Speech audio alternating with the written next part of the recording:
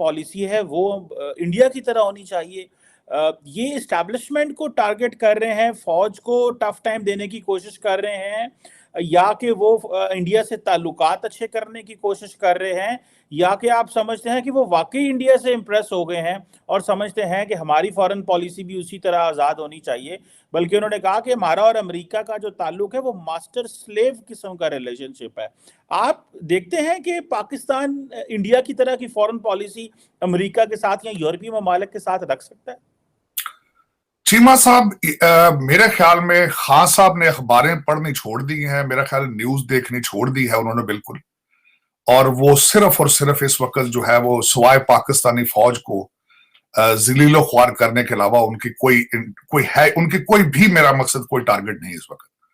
खान साहब से मेरा क्वेश्चन, सबसे पहले तो मैं ये करना चाहूंगा, खान साहब किसी के साथ मुखलस नहीं है। खान साहब भारत के साथ रिलेशनशिप क्या बनाएंगे, खान साहब का देख लें कि माजी के अंदर जो साथ उनके चला है, किस तरीके से उन्होंने उसको डिच किया है, उससे किस तरह दुश्मनी ली है उन्होंने। खान साहब की तो वो कहते हैं ना दोस्ती अच्छी है ना दुश्मनी अच्छी है, खान साहब इस किस्म के इंसान। अब उसमें मैं खान साहब को ये पूछना चाहूंगा, खान साहब आप किस तरीके से, किस मुंह से अपने आप को भारत के साथ कंपेयर कर रहे हैं?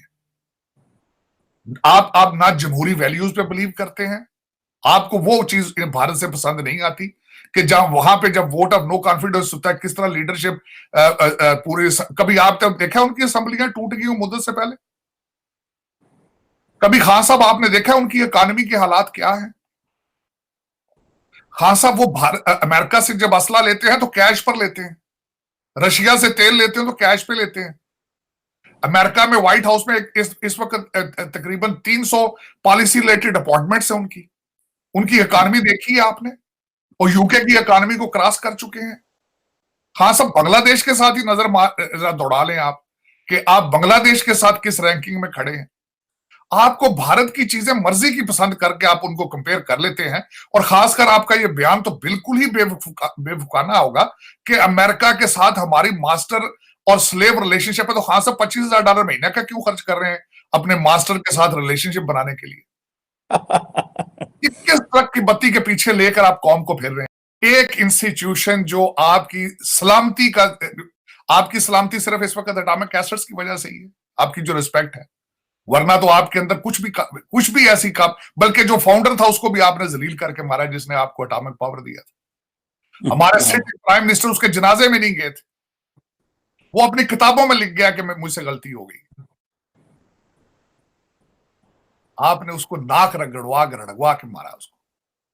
आप ऐसी कहो, मैं चीखता रहा हूं कि मुझे ये बताएं दोबारा मुस्तकबिल में पाकिस्तान कौन जाके इस तरह का रिस्क लेगा जो आपने डॉक्टर कदीर खान के साथ किया। लेकिन उस एसेट जो आपके पास है, पता नहीं, मुझे तो ये भी डाउट अब पड़ता है कि you don't behave like atomic power. Matter fact, बिजली वहां नहीं है आपके पास जो एटॉमिक सारी दुनिया बना रही है। कल मेरी नजर से गुजरी एक बात कि दुनिया में इस वक्त सबसे ज्यादा रिएक्टर कहां बन रहे हैं, तीसरे चौथे नंबर पर भारत था। आपका नाम पूरी लिस्ट में नहीं था, 25 मुल्कों की लिस्ट थी। आपने एक भी एटॉमिक रिएक्टर बनाने की कोशिश नहीं की फॉर द एनर्जी बेसिस।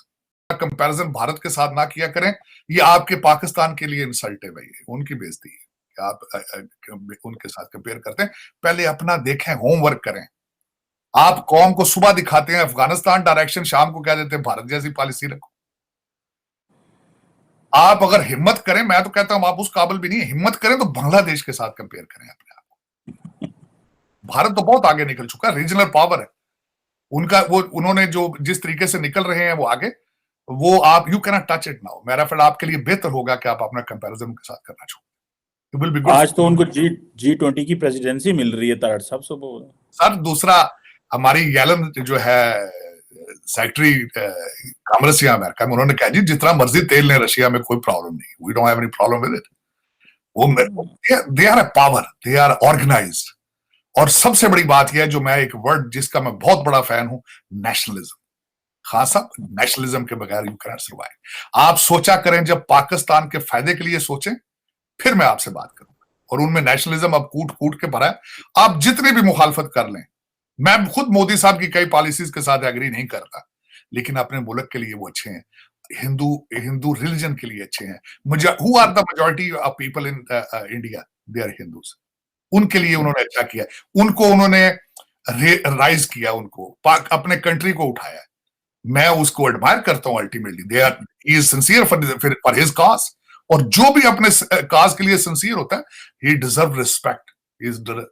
आप नहीं कर पाए तो फिर उसमें आप उनका कसूर तो नहीं।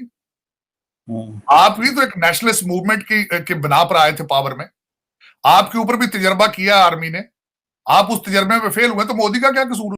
तो दोस्तों, इस वीडियो में जैसा कि हम सुन रहे थे, पाकिस्तान में चर्चा हो रही है इस बात पे कि कैसे प्रधानमंत्री नरेंद्र मोदी के कार्यकाल में सारी दुनिया में भारत और हिंदू धर्म का एक विशेष स्थान बनता जा रहा है। भारत एक नए सम्मान की तरफ और हिंदू धर्म आगे बढ़ रहे हैं।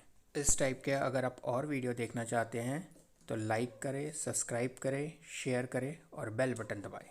धन्यवाद।